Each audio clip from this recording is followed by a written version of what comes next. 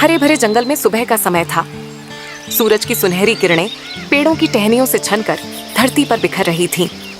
पक्षियों की चहचहाहट से पूरा जंगल गूंज रहा था। इसी जंगल में एक सुंदर और समझदार चिड़िया रानो अपने 2 नन्हे बच्चों गुड़िया और कुकू के साथ एक बड़े पेड़ की ऊंची डाल पर रहती थी। उनका घोंसला नरम नरम तिनकों और रुई के फाहों से बना था। रानो अपने बच्चों को बहुत प्यार करती थी।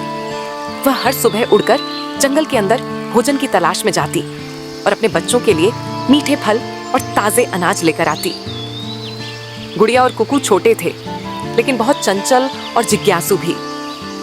वे अक्सर घोंसले के किनारे जाकर बाहर की दुनिया को देखने की कोशिश करते, लेकिन इस जंगल में एक खतरनाक दुश्मन भी था, एक जालिम चील। ये चील बहुत बड़ी और ताकतवर थी।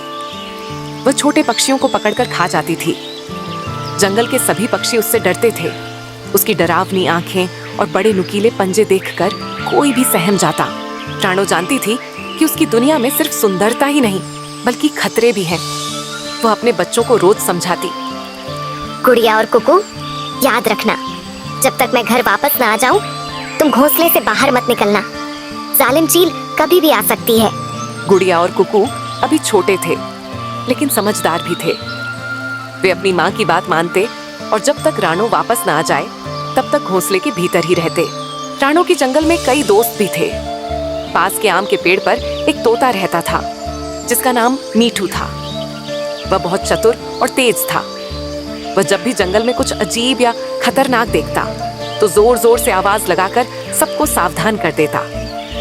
हाल ही में जंगल में चील का आतंक और बढ़ गया था। कई चिड़ियों ने अपने बच्चों को खो दिया था। रानो हर दिन अपने बच्चों की सुरक्षा के लिए चिंतित रहती। वह अपने घोंसले के चारों ओर सूखे पत्ते और कांटेदार टहनियां रखती, ताकि कोई शिकारी आसानी से घोंसले तक न पहुंच सके।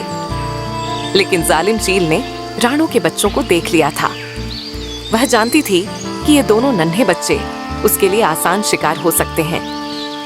उसने मन ही मन योजना बना ली। एक दिन जब रानो भोजन की तलाश में गई थी, चील ने मौका देखकर हमला करने की ठानी। वह पेड़ के पास जाकर घोंसले पर नजर रखने लगी।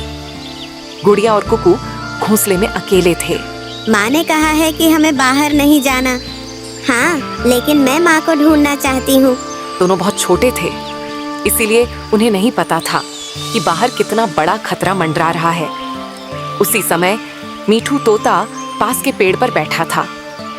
उसने चील को उड़ते हुए देखा। उसे समझते देर न लगी कि चील कुछ गड़बड़ करने वाली है। वह तुरंत चिल्लाया, भागो, चील आ रही है। गुड़िया और कुकू डर गए और तुरंत घोंसले के कोने में दुबक गए। लेकिन चील तो बहुत चालाक थी। उसने पंख फड़फड़ाए और सीधा घोंसले की ओर झपट पड़ी। रानो उस समय जंगल के दूसरी ओर थी। जब उसने मीठू की आवाज सुनी, वह तुरंत समझ गई कि कुछ बहुत गलत हो गया है। वह अपनी पूरी ताकत से उड़ने लगी। उसकी चोंच में खाना था, लेकिन अब उसे बच्चों की जान बचानी थी। रानो जैसे ही पेड़ के पास पहुंची, उसने देखा कि चील अपने बड़े बड़े पंजों से घोंसले को पकड़ने की कोशिश कर रही थी। गुड़िया और कुकू घबराए हुए कोने में सिमटे बैठे थे। रानो बिना डरे चील की ओर झपटी। उसने अपने पंखों को फैला लिया और चील के सामने जा खड़ी हुई। मेरे बच्चों को छोड़ दो। छोटी चिड़िया, तुम मुझसे लड़ोगी? मैं तो तुम्हें भी खा जाऊंगी। लेकिन रानो ने हार नहीं मानी। उसने अपनी चोंच से चील पर वार कर दिया। चील गुस्से में आ गई और उसने पंजों से रानो पर हमला कर दिया। मीठू तोता फिर से चिल्लाया, सब आओ, रानो की मदद करो। कालू कौवा, बंटी कबूतर और दूसरे पक्षी तुरंत इकट्ठा हो गए। सबने मिलकर चील पर हमला कर दिया। वे उसकी पीठ पर चोंच मारने लगे, पंखों को खींचने लगे। चील अचानक खुद को अकेला महसूस करने लगी। इतने सारे पक्षियों को देखकर चील डर गई। उसने सोचा, अगर मैं ज्यादा देर रुकी तो ये सब मुझे घायल कर देंगे। चील ने आखिरी बार घोंसले की ओर देखा और फिर जोर से चिल्लाई, आज तो बच गए, लेकिन अगली बार नहीं। वह फड़फड़ाकर उड़ गई और जंगल के दूसरे कोने में चली गई।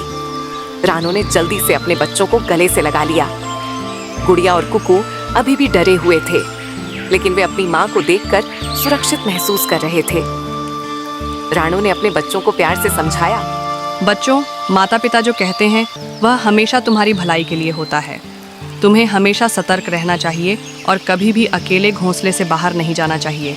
हाँ माँ, अब हम कभी गलती नहीं करेंगे। उस दिन के बाद से पूरे जंगल में एकता और सतर्कता का संदेश फैल गया। पक्षी अब और सतर्क रहने लगे और जालिम चील वह कभी दोबारा उस जंगल में लौटने की हिम्मत नहीं कर सकी। सीख, बड़ों की सलाह माननी चाहिए क्योंकि वे हमारे भले के लिए ही मार्गदर्शन करते हैं।